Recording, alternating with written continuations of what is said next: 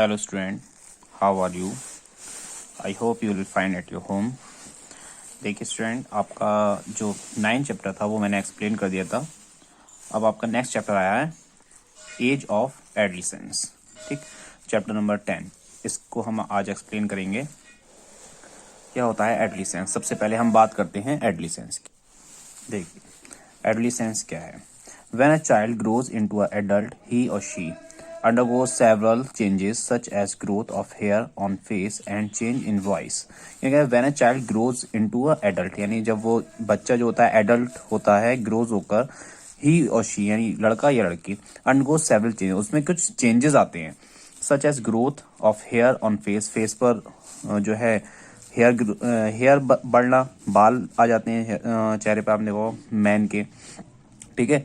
And changes in voice and body shape, body shape में भी change होता रहता है. ठीक है. और वॉइस में भी थोड़ा चेंज आ जाता है. Within himself, herself and his her, यानी ये लड़के और लड़की के बारे में बात हो रही है. दोनों में चेंज होते हैं. ठीक है, मेल और फीमेल दोनों में. अब हम बात करते हैं फेलोमेट्स. ठीक है. ये कह रहा है हिज हर फेलोमेट्स, यानी कि एक दूसरे में जो है वो चेंज आते हैं, यानी कि लड़के में भी और लड़के मेल फीमेल की बात की गई है यहाँ पर. यहाँ पर देखिए नेक्स्ट सेंटेंस है आपका. देखिए दिस एंटायर ट्रांजिशन फेज और period between childhood and adulthood is called adolescence. यानी कि ये पूरा ट्रांजिशन फेज जो है कब से कब तक का, चाइल्डहुड से एडल्टहुड तक का जो पूरा फेज है वो क्या कहलाता है, एडोलेसेंस कहलाता है. ठीक. The world health organisation defines adolescence as the period between 11 to 19 years of age. यानी कि उन्होंने एडोलेसेंस जो वर्ल्ड हेल्थ ऑर्गेनाइजेशन है यानी WHO है, उनके अकॉर्डिंग उन्होंने एडोलेसेंस को प्रीफर किया है कि 11 to 19 ईयर्स में होता है. ठीक, उन्होंने ये एज दी है. द ग्रोइंग चिल्ड्रन और adolescents are also called teenagers because of the teen years. यानी कि ये रहा है कि द ग्रोइंग चिल्ड्रन और एडोलेसेंट, यानी कि जब चिल्ड्रन जो है ग्रो होते हैं अपने, तो उनको बोलते हैं टीनेजर्स. ठीक. और जो वो उनके जो बढ़ने के ईयर्स होते हैं, टीनेजर्स बनने के जो ईयर्स होते हैं, उसको टीन ईयर्स बोलते हैं. ठीक. नेक्स्ट पेज पर देखते हैं हम इसके बारे में. नेक्स्ट टॉपिक है हमारा प्यूबर्टी. ठीक. प्यूबर्टी क्या है. Puberty during adolescent the human body undergoes several changes. यानी कि एडोलेसेंट के दौरान जो होता है ह्यूमन बॉडी जो होती है, क्या होते हैं उसमें सेवरल चेंजेस होते हैं, कुछ चेंजेस होते हैं. जैसे these changes include growth and maturation of the reproductive system. यानी कि रिप्रोडक्टिव सिस्टम में और क्या मैच्योरिटी आती है. ठीक है, ग्रोथ होती है उसकी.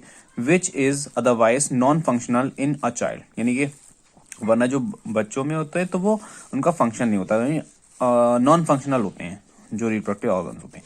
एज अ रिजल्ट, इसके रिजल्ट में क्या है कि the adolescent attain sexual maturity and become capable for reproduction. यानी कि कोई भी चाइल्ड है वो ग्रोथ होकर जब उसमें मैच्योरिटी आएगी, सेक्सुअल मैच्योरिटी आएगी, तो बिकम रिप्रोडक्शन के लिए वो मैच्योर होगा. ठीक. These changes constitute the stage called puberty. इस एज को हम क्या बोलेंगे, प्यूबर्टी बोलते हैं. जब सेक्सुअल मैच्योरिटी आती है उसी एज को हम क्या बोलेंगे, प्यूबर्टी बोलते हैं. ठीक. The onset of puberty generally occurs sometimes between the ages of 10 to 14. यानी कि ये जो प्यूबर्टी बता रहे हैं, on the set of puberty जो सेटअप की गई कि कब से कब तक, यानी 10th ईयर से स्टार्ट होती है, 14 तक मैच्योरिटी आती है. ठीक. ऑन एन एवरेज, ये एक एवरेज लिया गया था इसका कि 10 to 14 it begins about 2 years earlier in female than in male. यानी कि फीमेल में 2 साल पहले मैच्योरिटी होती है मेल के, यानी कि मेल से 2 साल पहले फीमेल में मैच्योरिटी आती है, यानी प्यूबर्टी जिसको बोल सकते हैं हम. नेक्स्ट देखिए usually lasting for 3 to 5 years. Usually lasting for 3 to 5 years. Puberty include a complex sequence of physical behavioural and hormones changes. यानी usually lasting of 3 to 5 years, यानी 3 to 5 years तक जो वो प्यूबर्टी चेंज, यानी कि जब sexual maturity आती है तो क्या होता है, इंक्लूड कॉम्प्लेक्स सीक्वेंस. ये कॉम्प्लेक्स एज बोल सकते हैं या कॉम्प्लेक्स, इसमें चेंजेस होते हैं. फिजिकल चेंज भी होता है, बिहेवियरल चेंज होता है, बिहेवियर में भी चेंज होता है, और हार्मोनल चेंजेस होते हैं इसमें. ठीक है. वैन जो हार्मोन्स का वर्क नहीं था, फिर प्यूबर्टी के दौरान उसमें हार्मोन्स का वर्क होता है और हार्मोन्स वो सीक्रेशन शुरू हो जाता है. When an adolescent reaches reproductive maturity, when an adolescent reaches reproductive maturity, यानी कि जो एडोलेसेंट है रिप्रोडक्टिव मैच्योरिटी पे पहुंचता है, तो the stage of puberty ends, तो ये होता है प्यूबर्टी का एंड होता है, ठीक। During the age of 13 to 14 following changes take place in males, ये मेल्स में 13 to 14 में जो चेंज होते हैं, 13 to 14 ईयर्स में जो चेंजेस होते हैं उसके बारे में दिया गया है, ठीक है। उसके बारे में हम पढ़ते हैं। सबसे पहले देखिए इसका फर्स्ट पॉइंट क्या है।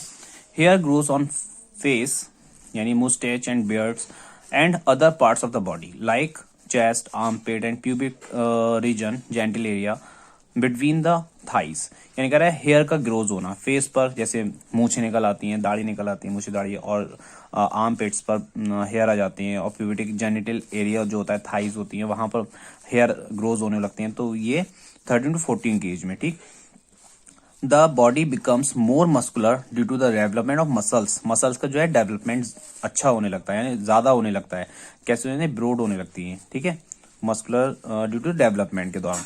इंक्रीज इन हाइट्स, और हाइट भी बढ़ने लगती है इस दौरान, ठीक। Enlargement of larynx and thickening of vocal cords, यानी कि क्या है, लेरिंग्स जो होता है यानी गले में आपका जो वॉइस बॉक्स है जिसको बोलते हैं, तो उसमें क्या होता है, उसमें एनलार्जमेंट यानी उसमें भी इंक्रीजमेंट होता है, जिससे कि हमारी वॉइस क्या होती है, थोड़ी उसकी पिच हाई होने लगती है, यानी थोड़ा जो हमारा वॉइस है उसमें चेंजिंग आने लगती है।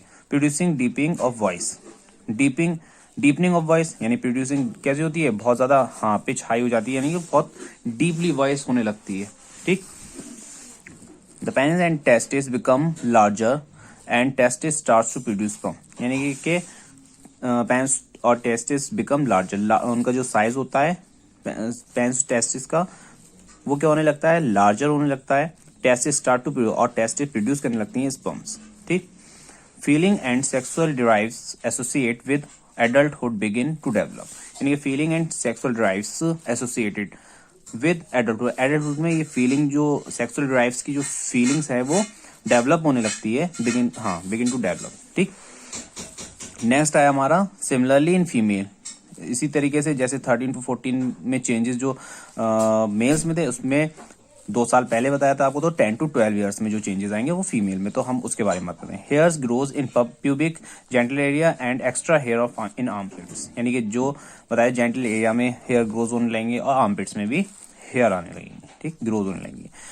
The breast mammary gland develop and enlarge, यानी ये जो ब्रीस्ट होते हैं, ब्रीस्ट और मेमरी ग्लैंड्स, उसमें क्या डेवलप होने लगेगी और वो एनलार्ज हो जाएगी, ठीक। The voice becomes high pitch, यानी कि वॉइस कैसी हो जाएगी, हाई पिच हो जाएगी, वॉइस जो है काफी डीपली बढ़ने लगेगी। जैसे extra fat is deposited in the various part of the body, यानी कि एक्स्ट्रा फैट आने लगेगा, डिपॉजिट होने लगेगा extra fat various part of the body such as hips and thighs और हिप्स पर एक्स्ट्रा फैट आने लगेगा। Fallopian tubes uterus and vagina enlarge, यानी फैलोपियन ट्यूब वेजाइना है, यूट्रस है, वो का उसका साइज बढ़ने लगेगा, वो एनलार्ज हो जाएगी, ठीक है।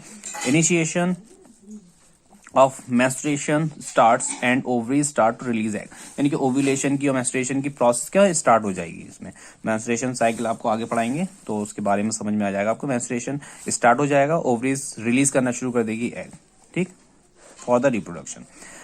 Feeling and sexual drives associated with adulthood begin to develop, यानी कि फीलिंग एंड सेक्सुअल ड्राइव्स, इसमें भी जैसा लास्ट पॉइंट मेल में था वैसे ही है। फीलिंग और sexual drives associated with the adulthood begin develop होने लगता है, कि सेक्सुअल फीलिंग जो है ड्राइव्स करनी वो डेवलप होने लगती है।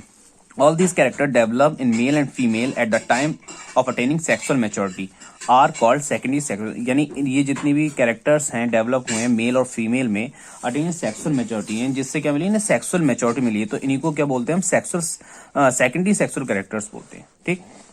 अब हम बात करते हैं नेक्स्ट टॉपिक की, जिसका नाम है सेक्स डिटर्मिनेशन, ठीक।